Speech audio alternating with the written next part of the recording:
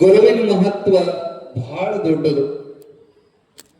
ಆಧ್ಯಾತ್ಮದೊಳಗೆ ನಾವು ಪ್ರವೇಶ ಆಗ್ಬೇಕಾದ್ರೆ ಬೇಸಿಕ್ ಮೂಲವಾಗಿರುವಂಥದ್ದು ಗುರು. ಫೌಂಡೇಶನ್ ಇಲ್ಲದಂಗೆ ನಾವು ಎಂಥ ಬಿಲ್ಡಿಂಗ್ ಕಟ್ಟಿದ್ರು ಅದು ಉಡ್ಕೊಂಡು ಬೀಳ್ತದೆ. ನಮಗೆ ಆಧಾರ ಅಧಿಷ್ಠಾನವಾಗಿರುವಂಥ ಗುರುನಾಥನ ಬಿಟ್ಟು ನಾವು ಎಂಥದ್ದೇ ಸಾಧನೆ ಮಾಡಿದ್ರು ಆ ಸಾಧನೆ ಸಿದ್ಧಿ ಆಗೋದಿಲ್ಲ. ಅವನು ಸಾಕ್ಷಾತ್ ಭಗವಂತನೇ ಭೂಮಿಗೆ ಅವತಾರ ಮಾಡಿ ಬಂದಾನಂದ್ರು ಅವನಿಗೆ ಗುರು ಬೇಕು. ಕೃಷ್ಣ ಭಗವಂತ ಭೂಮಿಗೆ ಬಂದಾಗ ಸಾಂದೀಪನಿ ಮುನಿಗಳನ್ನು ಗುರುವನ್ನಾಗಿ ಆಯ್ಕೆ ಮಾಡಿಕೊಂಡ್ರು. ಅಣ್ಣ ಬಸವಣ್ಣ ಜಾತವೇದ ಮುನಿಗಳನ್ನ ಗುರುವಾಗಿ ಮಾಡಿಕೊಂಡ್ರು. ಶ್ರೀರಾಮಚಂದ್ರ ವಶಿಷ್ಠರನ್ನು ಗುರುವನ್ನಾಗಿ ಮಾಡಿಕೊಂಡ್ರು. ಯಾವುದೇ ಭೂಮಿಗೆ ಅವತಾರ ಆಗೈತಿ ಭಗವಂತನೇ ಬಂದಾನಂದ್ರು ಅವನಿಗೂ ಗುರು ಬೇಕು.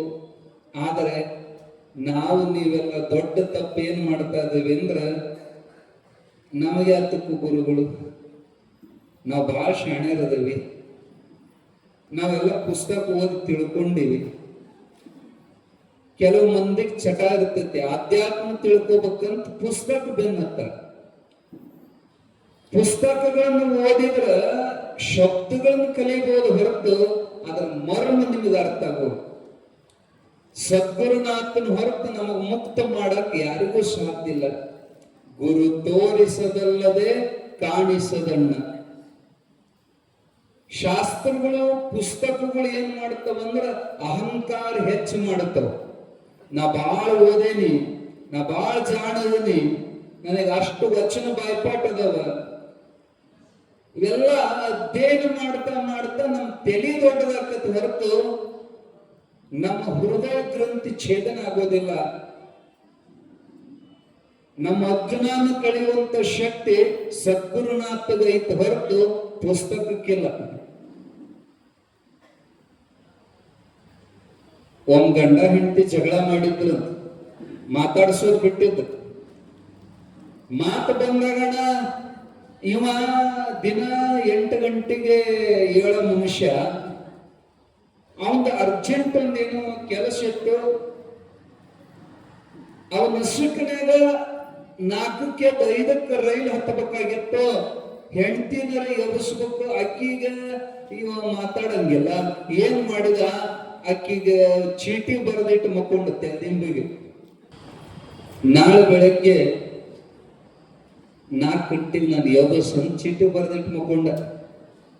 ಆಕೆ ಮಲಗೊಂಡ ಮುಂದೆ ದಿಂಬಿಗೆ ಚೀಟಿ ಮಾಡಿದ್ಲು, ಮಕ್ಕೊಂಡ್ಲು. ಮರುದಿನ ಇವನಿಗೆ ಯಾತ್ಸರಾಗಿತ್ತು. ಮತ್ತೆ 8ಕ್ಕೆ ಇಟ್ಟು ಶಿಟ್ಟು ಬಂತು. ಹೆಂಡತಿ ಒದರಾಡಕತ್ತ, ಹಿಂಗ್ಯಾಕೆ ಮಾಡಿದ್ ನೀನು, ಮಾತಾಡೋದಿಲ್ಲ ಅಂದ್ರು ನನ್ ಕೆಲಸ ಕೆಡ್ತಂದ್ ಭಯವಾಗ ಆಕೆಂದು ನಾ ಏನ್ ತಪ್ಪು ಮಾಡೀನಿ.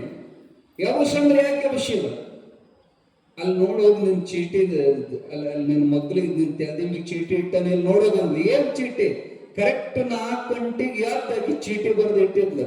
4 ಗಂಟೆಗೆ ಹೇಳಂತ ನಾ ಕರೆಕ್ಟ್ ಟೈಮಿಗೆ ಬರೆದಿಟ್ಟು ಚೀಟಿ ಎಬ್ಬಿಸ್ತವನು. ಎಬ್ಬಿಸೋದು ಎಚ್ಚರಕ್ಕೈತಿ. ನಮ್ಮ ಅಜ್ಞಾನದ ನಿದ್ದೆಯಿಂದ ಸದ್ಗುರುನಾಥ ನಮ್ಮ ಎಬ್ಬಿಸೋಕೆ ಹೊರತು ಗ್ರಂಥಗಳು ನಮ್ಮ ಎಚ್ಚರ ಮಾಡೋದಿಲ್ಲ. ಅವು ದಾರಿ ತೋರಿಸುವುದು. ಆದ್ರೆ ಗುರು ಹೇಳಿದಾಗನ ಅದರ ಮರ್ಮ ನಮಗೆ ಅರ್ಥ ಆಗ್ತದೆ ಹೊರತು ಸ್ವಂತ ಸಾಧನೆ ಮಾಡಕ್ ಹೋಗಬಾರದು. ಹಾಗಾಗಿರೋದೊಂದು, ನಾವು ತಿಳ್ಕೊಳೋದೊಂದು.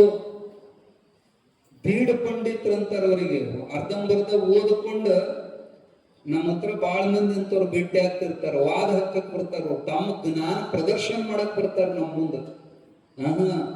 ಓದಿದ ಕೂಡ ಜ್ಞಾನ ಆಗೋದಿಲ್ಲ.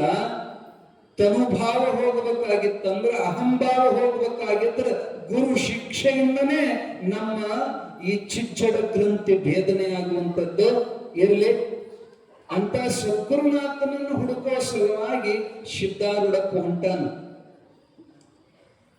ಅವನಿಗೆ ಅವಶ್ಯಕತೆ ಇತ್ತೇನು ಅಂದ್ರ ನೀವು ವಿಚಾರ ಮಾಡ್ರಿ. ಕೇವಲ 5 ವಯಸ್ಸಿನೊಳಗ ದೇವದತ್ತ ಅನ್ನುವಂತ ಕೂಸನ್ನ ಹುಡುಗನ್ನ ನೀರಾಗ ಮುಳುಗಿಸಿ ತಲೆ ಮ್ಯಾಲ ಕೈ ಇಟ್ರ ತತ್ಕಾಲ ಅವನಿಗೆ ಯಾವ ದೃಢ ಅಪರೋಕ್ಷ ಬ್ರಹ್ಮಜ್ಞಾನ ಆಗಿತ್ತು ಅವನಿಗೆ. ಬರೇ ತಲೆ ಮ್ಯಾಲ ಕೈ ಇಟ್ಟರು ನಿರ್ವಿಕಲ್ಪ ಸಮಾಧಿ ಹತ್ತಿತ್ತು ದೇವದತ್ತದ.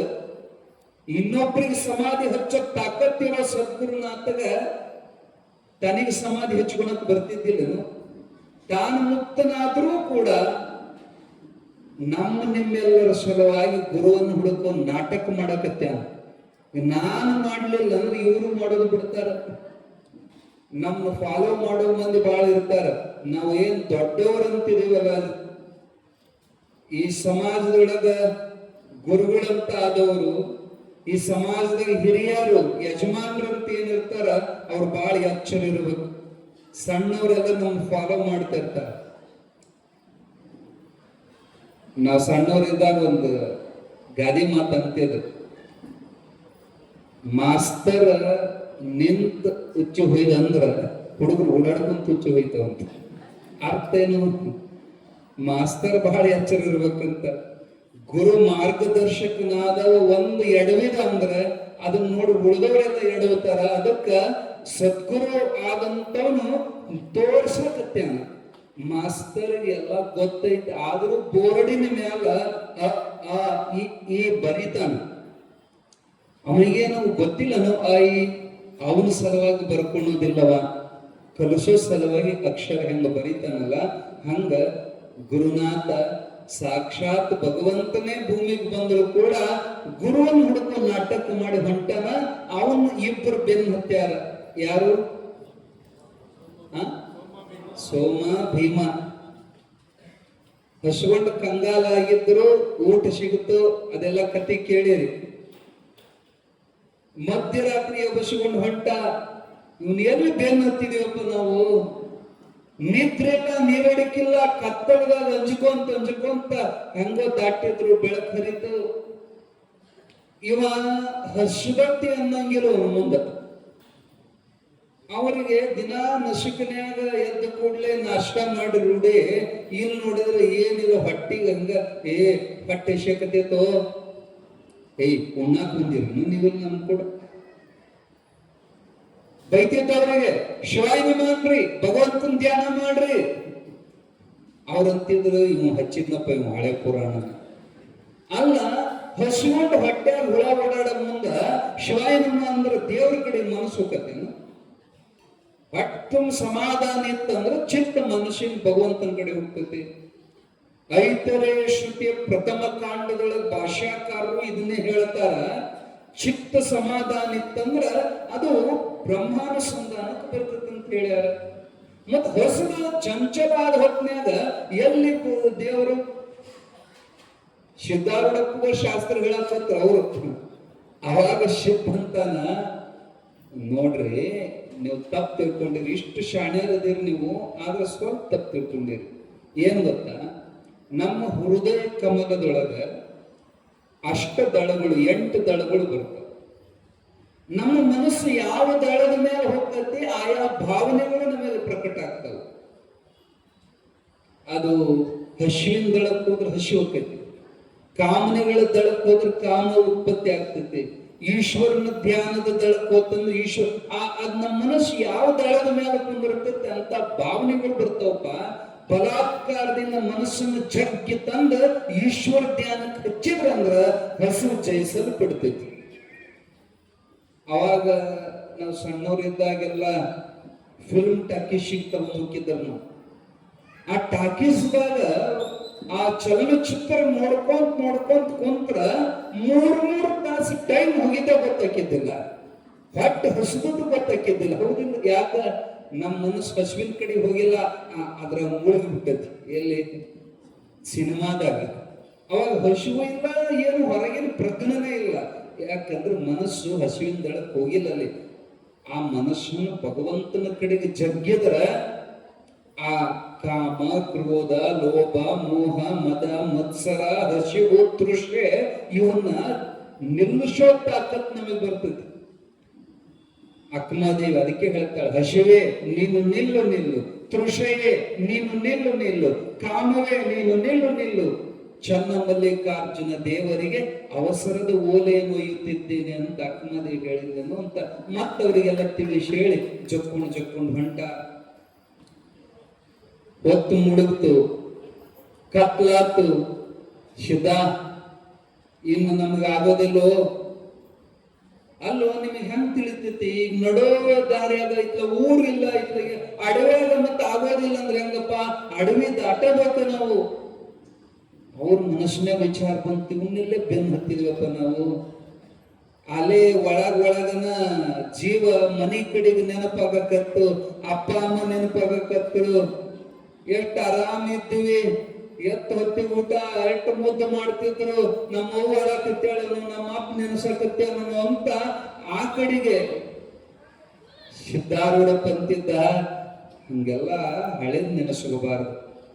ಹಳೆ ಸಂಬಂಧ ಹರ್ಕೊಂಡ್ರ ಭಗವಂತನ ಚಾವಿ ನಮಗೆ ಸಿಗುತ್ತೈತಿ. ಅವನ ಕೋಲಿ ಓಪನ್ ಆಗ್ಬೇಕಲ್ಲ, ಅದ್ರ ಚಾವಿ ಬೇಕಲ್ಲ. ಅದು ಮುಕ್ತಿ ದ್ವಾರ ತೆಗಿಬೇಕಂದ್ರ ಈಗ ನೋಡ್ರಿ, ನೀವು ಹೆಣ್ಮಕ್ಳು ಇರ್ತಾರ, ಹೆಣ್ಮಕ್ಳಿಗೆ ಎಲ್ಲಾ ಕಳ್ಳ ಹರ್ಕೊಂಡ ತವರ ಮನಿ ಸಂಬಂಧ ಬಿಟ್ಟ ಗಂಡನ ಮನಿ ಸಂಬಂಧ ಜೋಡಿಸ್ಕೊಂಡ್ರ ಬಳಿಕ ಬ್ಯಾರೆ ಮನಿಗೆ ಬಂದವರು ಇವ್ರೇನ್ ಇವ್ರ ಮನೆಯವರಲ್ಲ.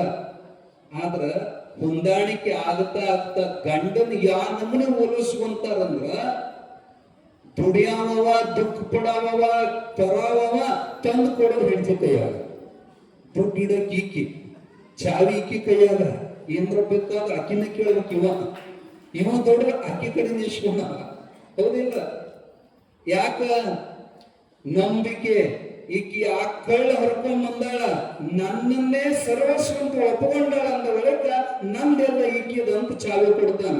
ಈಕಿ ಏನಾರ ಕದ್ಲೆ, ಕೆಲವು ಹೆಣ್ಮಕ್ಳು ಚಟ ಇರ್ತಾವ, ತವ್ರ ಮನಿಗೆ ತುಂಬಿಸು. ಹಂಗೇನ್ರ ಚಾಳಿ ಇತ್ತಂದ್ರ ಚಾವಿ ಕೊಡ್ತಾನ ಗಂಡ? ಕೊಡೋದಿಲ್ಲ. ಅಲ್ಲಿಂದ ಹರ್ಕೊಂಡ್ರನೇ ಈ ಕಡೆ ಸಂಬಂಧ ಗಟ್ಟಿ ಆಗ್ತತಿ, ಮುಕ್ತಿ ಮನಿ ಚಾವಿ ನಮಗೆ ಸಿಗುತ್ತತಿ. ಹಂಗ ನೋಡಪ್ಪ, ಮನಿ ನೆನಸಬೇಡ್ರಿ. ನಿಮ್ಮ ಅಪ್ಪ ಅವ್ವ ಅವ್ರು ಯಾರು ಖರೇದಾರಲ್ಲ, ಗುರುನಾಥ ಒಬ್ಬನೇ ನಮಗೆ ನಿಜವಾದ ಬಂದು, ನಮ್ಮ ಅಪ್ಪದ ಬಾಂಧವ ಅವನೇ ಅದಾನ, ಅವನ್ ನೆನಸುವಿ ಅಂತ ಸಮಾಧಾನ ಮಾಡ್ಕೊಂಡು ಕರ್ಕೊಂಡು ಹೋಗುವಾಗ ಮಧ್ಯರಾತ್ರಿ ಅಡವಿ ಒಳಗ ಸಿಕ್ಕು ಬಿದ್ದರು.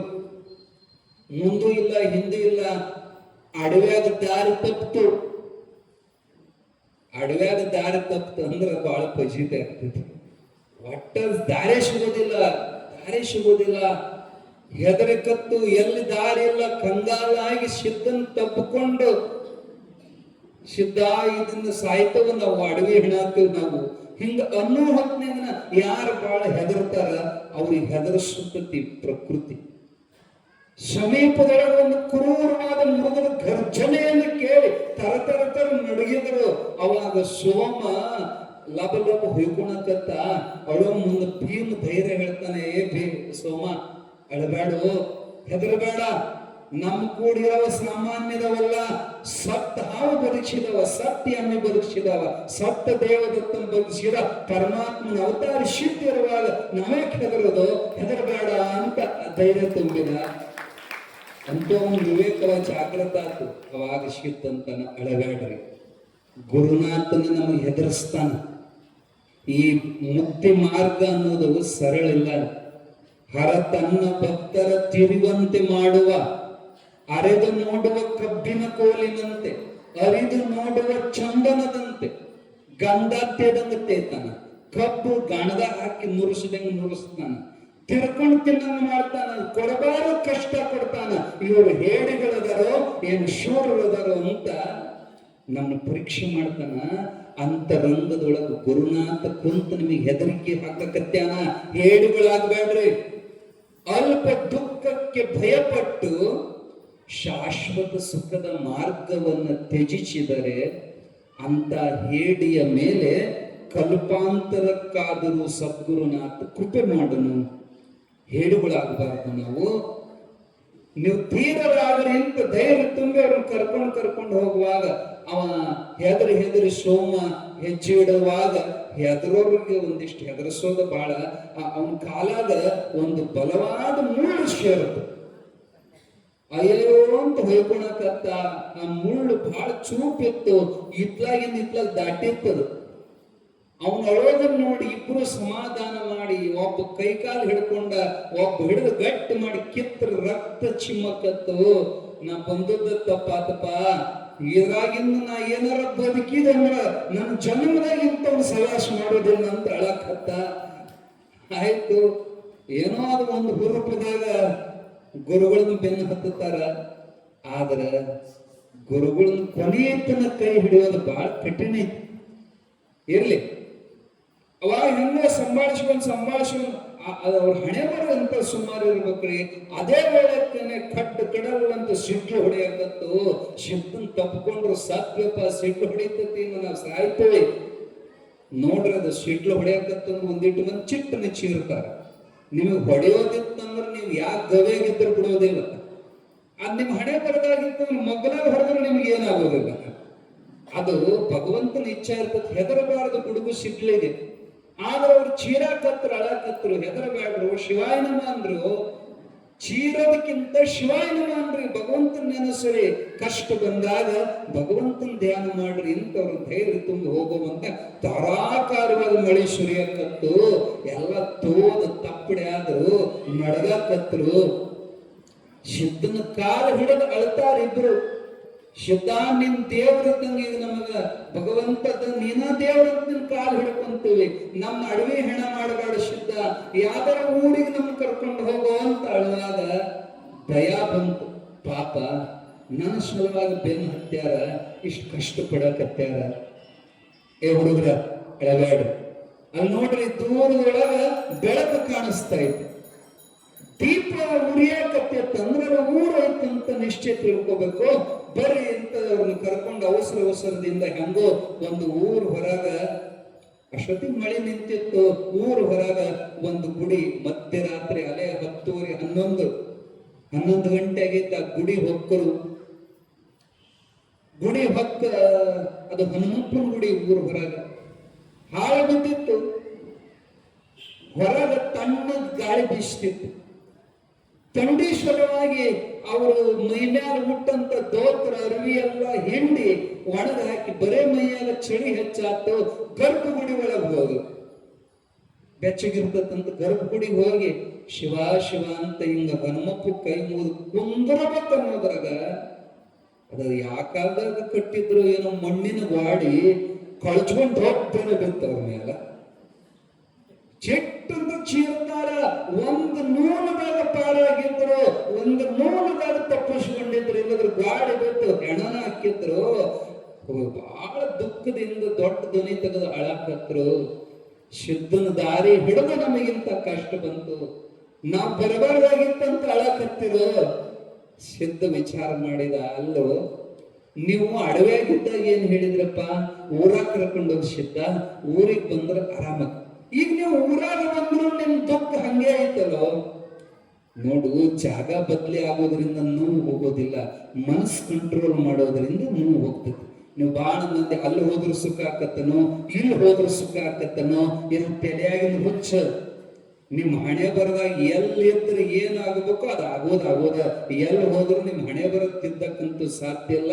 ಅದಕ್ಕೆ ಅಣ್ಣ ಬಸವಣ್ಣನ ಬಾರದು ಬಪ್ಪದು, ಬಪ್ಪದು ತಪ್ಪದು. ಅದಕ್ಕೆ ಎಲ್ಲಿರ್ತೀರಿ ಅಲ್ಲೇ ಆರಾಮಿರ್ರಿ. ಹೆಂಗ ದೇವ್ರ ನಿಮ್ನಿಟ್ಟನ ಹಂಗೆ ಸಮಾಧಾನದಾಗಿರ್ರಿ. ಕನಸು ಕಾಣಬೇಡ್ರಿ, ಇಲ್ಲದ ಕಲ್ಪನೆ ಮಾಡಬೇಡ್ರಿ. ಭಗವಂತ ಇಟ್ಟಂಗ ಕೊಟ್ಟಿದ್ದು ತಿನ್ನಬೇಕು, ಇಟ್ಟಂಗ ಇರಬೇಕು. ಪರಶಿವನು ಕರೆದಾಗ ನಡಿಬೇಕು.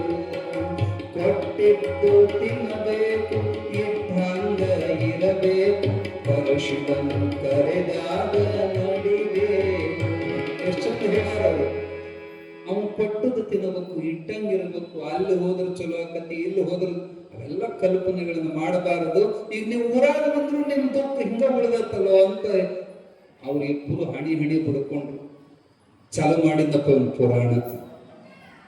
ಕೆಲವರಿಗೆ ಒಳ್ಳೆ ಮಾತು ಹೇಳಿದ್ರ ಆದವರಿಗೆ ಒಂದು ನಮೂನೆ ಆಕತಿ. ಎಲ್ಲರಿಗೂ ಅದು ಹಿಡಿಸೋಲ್ಲ. ಸುಮ್ಮದೇನು ನಮ್ಮ ಪುಣ್ಯನೋ ಏನ್ ನಿಮ್ ಪುಣ್ಯನೋ ನಿಮಗೆ ಹಿಡಿಸಕತ್ತೈತಿ. ನೀವು ಟಿವಿ ಬಿಟ್ಟು ಬಂದಿರಲ್ಲ, ಇದು ದೊಡ್ಡ ಕಮಾಂಡ್. ಇವರು ಅಗದಿ ಚಲೋ ಧಾರಾವಾಹಿ ಚಲೋ ಆಗೋ ಟೈಮ್ದಾಗ ಪುರಾಣ ನಿಮಗೆ ಚೇತೈತಂದ್ರ ಇದು ನಮ್ಮ ನಶೀಬ್ ಬರ್ಬೇಕು. ಇರ್ಲಿ, ಚಲೋ ಮಾಡಿದಪ್ಪ ಒಂದು ಪುರಾಣ ಅಂತ ಇಬ್ಬರು ಹಣಿ ಬಡ್ಕೊಂಡ್ರು. ಆ ಸಿದ್ಧಗ ಕಾಲು ನೋವಾಗಿತ್ತು, ಸೋತಿದ್ದ, ಮಕ್ಕೊಂಡ್ಬಿಟ್ಟ. ಹೊರಗ ಪಟಾಂಗಣದೊಳಗೆ ಮಲಗಿದ. ಇವು ಎರಡು ಮಕ್ಕೊಂಡಿದ್ದು. ಅವಕ್ಕ ಮಧ್ಯಾಹ್ನದ ಊಟ ಸಿಕ್ಕಿದ್ದಿಲ್ಲ, ರಾತ್ರಿ ಊಟ ಸಿಕ್ಕಿದ್ದಿಲ್ಲ, ಹೊಟ್ಟೆ ಹಸ್ತು ಕಂಗಾರಾಗಿದ್ದು. ಇವಕ್ ನಿಂತು ಹತ್ತುವಲ್ದು.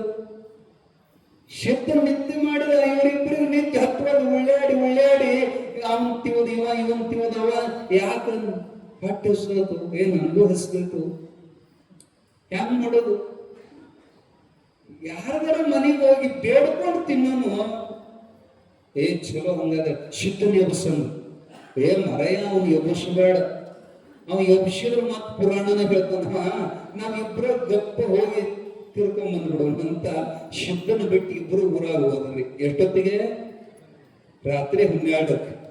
ಇವ್ರಿಗೆ ಯಾರು ಕದ ತಕೊಂಡ್ ಕುಂತಿರ್ತಾರ ನೀಡಕ್. ನೋಡಿ, ಒಂದು ದೊಡ್ಡ ಮನಿ, ಚಲೋ ಸಾವ್ಕಾರ ಮನಿ ಕದ ಬಿಡಿದ್ರು. ಸಾವ್ಕಾರ ಲಾಟಿನ ಹಚ್ಕೊಂಡು ಬಂದು ನೋಡ್ತಾನ. ಮಧ್ಯರಾತ್ರಿ ಇವ್ಯಾರ ಮಕ್ಕಳಂತ ಕದ ತೆಗೆದು ನೋಡಿದ್ರ ಇವ್ರಿಬ್ಬರು ನಿಂತಾರ. ಯಾರೋ ಏನ್ ಯಾಕ? ಸಾವ್ಕಾರ, ನಮಗ ಹೊಟ್ಟೆ ಬಾಳ ಹಸ್ದತ್ರಿ, ನಮಗೊಂದು ಉಣ್ಣಾಕ ಏನಾರ ಕೊಡ್ರಿ. ಮ್ಯಾಲಿಂದ ಕೆಳಗ ನೋಡಿದ್ ಲಾಟಿನ್ ಹಿಡದ ಭಿಕ್ಷೆ ಬೇಡ್ಕೊಳಕ ಬರೋರು ಯಾರ ಮಧ್ಯರಾತ್ರಿ ಬರ್ತಾರ. ವಿಚಾರ ಮಾಡಿದ್ರು, ಖರೆ ಅಂದ್ರೆ ಇವ್ರು ತಿರುಕರಲ್ಲ. ಮೊನ್ನೆ ನಮ್ಮ ಎಮ್ಮಿ ಕಬ್ಬ ಮಕ್ಕಳು ಇವರ ಇರ್ಬೇಕು, ಇವತ್ತು ಪಾಳ್ತಿ ನೋಡಕ್ ಸಾಧುಗಳನ್ನು ವೇಷ ಹಾಕೊಂಬಂದಾರ ಮಕ್ಕಳಂದ. ಭಿಕ್ಷೆ ಬೇಕಪ್ಪ, ರೊಟ್ಟಿ ತಿಂತಿರೋ ಅನ್ನ ತಿಂತಿರಂದ. ಸ್ವಾಮಿ ಏನೈತಿ ದುಡ್ಡು ಕೊಡ್ರಿ ಅಂದ. ತಂದು ತಡ್ರಿ ಅಂತ ಅವ್ರು ನಿಲ್ಲಿಸಿ ಒಳ ಹೋಗಿ ಚಲೋದೊಂದು ಬರ್ಕೊಂಡ್ ತಗೊಂಬಂದ. ಹಿಂದಿಟ್ಟುಕೊಂಡು ಬಂದ. ಹಚ್ಚಿ ಕಟಿಯಾಕ ಹತ್ರ ಹಿಂಗ್ ಹೊಯ್ಕೊಳಕತ್ರ. ಬಿಡೋ ಸಾವ್ಕಾರ, ನಿನ್ ಊಟ ಬ್ಯಾಡು, ನಮ್ ಬಿಡೋ. ಹಚ್ಚಿ ಬಡದ್ರ ತಪ್ಪಿಸ್ಕೊಂಡು ಒಳಕ್ ಹತ್ತರು. ನಾಯಿ ಬಿಚ್ಚಿಬಿಟ್ಟ. ನಾಯಿ ಬೆನ್ನು ಹತ್ತಿದ್ರ ಆ ನಾಯಿ ಪಗಳೋ ಅವಾಜಿಗ ಒಣಗಿನ ನಾಯಿ ಎಲ್ಲ ಬೆನ್ನತ್ತಿರು. ಯಾಕೋ ನಾಯಿ ಪಗಳತ್ತಂತ ಊರು ಕಾವ ತಳವಾರ ಬಂದು ಹಿಡದ ಹಚ್ಚಿವ್ರನ್ನ ಬಡಿಯಾಕತ್ತ ತಳವಾರ. ಏನ್ ಮಕ್ಕಳ ರಾತ್ರಿ ಯಾರ ಮನೆ ತುಡುಗು ಮಾಡಕ್ ಹೋಗಿದ್ರಿ ಅಂತ ಅವನು ಹಚ್ಚಿ ಬಡಿಯಾಕತ್ತ. ಇವ್ರ ಮೈಯೆಲ್ಲ ಹುಣ್ಣಾಗಿ ಅಳಾಕತ್ರು. ತಳವಾರನ ಕಾಲ ಹಿಡ್ದ, ಯಪ್ಪ ನಾವ್ ಈ ಊರಿಗೆ ಬಂದೇವ್ರಿ, ಹೊಟ್ಟೆ ಹಸ್ಕತ್ತಂತ ಬೆಳಕೊನಕ್ ಹೋಗಿದ್ದೀವ್ರಿ, ಸಾವ್ಕಾರ ನಾಯಿ ಬಿಟ್ರಿ ಅಂತ ಎಲ್ಲಾ ಗೋಳ್ ಹೇಳಿ ಅಳೋದ್ ನೋಡಿ ಕನಿಕರ್ ಅನಿಸ್ತು. ಪಾಪ ಬಾಳ ಬಡ್ದಿದ್ರು. ಹೋಗು ಊರ್ ಹೊರಗೆ ನಡ್ರಿ ಅಂತಂದ್ರೆ ಜಬರ್ಸ್ ಕಳಿಸಿದ. ಅಳ್ಕೋಂತ ಸೋಮ ಭೀಮ ಎಲ್ಲಿ ಬಂದ್ರು ಅಂದ್ರ ಮತ್ ಅದೇ ಹಾಳುಗುಡಿಗೆ ಬಂದ್ರು. ಅಷ್ಟೊತ್ತಿಗೆ ಸಿದ್ಧ ಕುಂತಿದ್ದ. ಸಿದ್ಧನ ಮುಂದ ಒಂದು ಪಾತ್ರೆ ಒಳಗ ಘಮಘಮಿಸುವಂತ ನೈವೇದ್ಯ. ಏನು ಸಿದ್ಧ ಇದು ನಿನಗೆ ಎಲ್ಲಿಂದ ತಂದಿದ್ದನ ಅಡಿಗೆನ ಅಂದ್ರ ಅವನಂದ ನಂದು ಇರ್ಲಿ ಒತ್ತಟ್ಟಿಗೆ. ನೀವೆಲ್ಲಿ ಹೋಗಿದ್ರಿ? ನಾವು ಭಿಕ್ಷಕ್ಕೆ ಹೋಗಿದ್ವಿ. ಭಿಕ್ಷು ಸಿಗುತ್ತಾನೆ ಬಾಳ್ ಕೊಟ್ಟರಂತ ಬಡದ್ರ ಬಹಳ ಒಳಕತ್ರು. ಏನ್ ಹುಚ್ಚರು ನಿಮಗ ನಿನ್ನೆನೆ ಹೇಳಿದೀನಿ, ಚಿಂತ್ಯಾಕ ಮಾಡುತ್ತಿದ್ದಿ ಚಿನ್ಮಯನಿದ್ದಾನ. ಭಗವಂತನ ಮೇಲೆ ಭಾರ ಹಾಕಿ ಕುಂತ್ವಿ ಅಂದ್ರೆ ಎದ್ದಲು ತಂದು ಉಣಿಸ್ತಾನವ. ಕಲ್ಲಾಗಿನ ಕಪ್ಪಿಗೆ ಉಣ್ಣಾಕ ಹಾಕುವ, ಬೆಟ್ಟದ ತುದಿಯೊಳಗಿರುವಂತ ಗಿಡಕ್ಕೆ ನೀರು ಹಾಕುವಂತವ. 84 ಲಕ್ಷ ಜೀವರಾಶಿ ಅನ್ನ ಹಾಕೋ ಪರಮಾತ್ಮ ನಮ್ಮನ್ನು ಮರಿತಾನ. ಹುಚ್ಚುಗಳ ನಾನು ನಡುವೆ ಎಚ್ಚರಾತು ಎಲ್ ಹೋಗ್ಯಾರಂತ ನೀವು ನೋಡ್ಲಿಲ್ಲ. ಭಗವಂತನ ಮುಂದೆ ಧ್ಯಾನ ಮಾಡ್ಕೊಂಡು ಕುಂತಿದ್ದೆ. ಅಟ್ಟೊತ್ತಿಗೆ ಪೂಜಾರಿ ಬಂದ. ಅವ್ನ ರಾತ್ರಿ ಪೂಜೆ ಮತ್ ಮಳೆ ಹತ್ತಿದ್ರ ಸಲುವಾಗಿ ಪೂಜೆ ಮಾಡಾಗಿದ್ದಿಲ್ಲಂತ ರಾತ್ರಿಗೆ ಬಂದು ಪೂಜೆ ಮಾಡಿ ದೇವರಿಗೆ ಎಡಿ ಹಿಡದ. ನನ್ ನೋಡಿ ಪಾಪ ಹಸಿದಿರ್ಬೇಕಂತ ಪಾತ್ರೆ ನೈವೇದ್ಯದ ನನಗ್ ಕೊಟ್ಟು ಹೋದ. ನನಗ್ ಗೊತ್ತಿತ್ತು ನೀವು ಏನು ಸಿಗ್ಲಂಗ ಬರ್ತೀರಿ ಅಂತ. ನಿಮ್ಮ ಸಲುವಾಗಿ ಕಾದಿಟ್ಟುಕೊಂಡಿದ್ದೆ.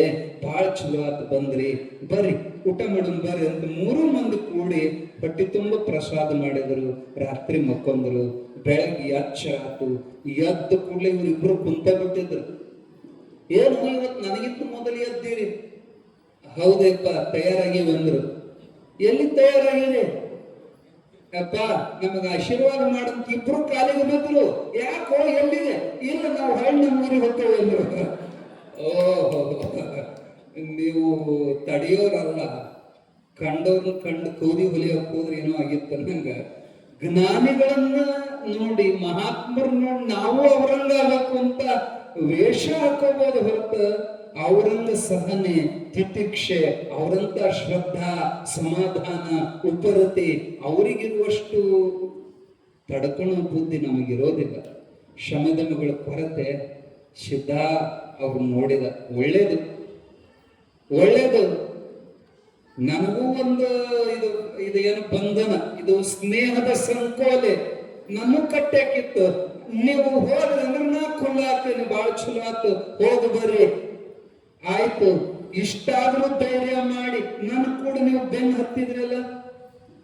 ಇಡೀ ಊರಿಗೂರು ಅಲ್ಲೇ ಟಾಟಾ ಬಾಯ್ ಬಾಯ್ ಹೇಳಿ ವಾಪಸ್ ಹೋದ್ರು. ಆದ್ರೆ ನೀವಿಬ್ಬರು ಜನ ಇಷ್ಟು ದೂರ ನನ್ನ ಬೆನ್ನು ಹತ್ತಿ ಬಂದ್ರಲ್ಲ. ನೀವೇನ್ ದಂಡಿತನ ಬಂದಿಲ್ಲ, ಆದ್ರೂ ನನ್ನ ಇಷ್ಟಾದ್ರೂ ನೀವು ಬೆನ್ನು ಹತ್ತಿದ್ರ ಸಲುವಾಗಿ ನಿಮ್ಗೆ ವರ ಕೊಡ್ತೇನೆ. ಎಲ್ಲಿ ತನ ನನ್ನ ಚರಿತ್ರೆ ಈ ಭೂಮಿ ಮೇಲೆ ನಡೆದತ್ತೆ, ಅಲ್ಲಿ ತನ ನಿಮ್ಮಿಬ್ಬರ ಹೆಸರು ನನ್ನ ಚರಿತ್ರೆ ಒಳಗೆ ಬರಲಿ ಎಂದು ಸಿದ್ಧಾರೂಢಪ್ಪ ಆಶೀರ್ವಾದ ಮಾಡಿದ. ಯಾಕಲ್ಲ, ನಮಗೇನು ಮಹಾತ್ಮರನ್ನ ಪೂರ ದಂಡಿ ಹಚ್ಚಿ ಅವ್ರ ಸೇವಾ ಮಾಡೋದಾಗಲ್ಲ. ಸ್ವಲ್ಪ ಅವ್ರು ಹೆಚ್ಚಿ ಕೂಡ ನಮ್ಮ ಹೆಜ್ಜೆ ಇಟ್ಟಿವಿ ಅಂದ್ರ ನಾವು ಕೀರ್ತಿವಂತರ ಅನ್ನೋದಕ್ಕ ಸೋಮ ಭೀಮ ಅಂತ ಇವತ್ತು ಸಹಿತ ಪುರಾಣದಾಗ ನಾವು ಅವ್ರ ಹೆಸರು ತಗೊಂತೀವಿ. ಇರ್ಲಿ, ಇನ್ನು ಮುಂದೆ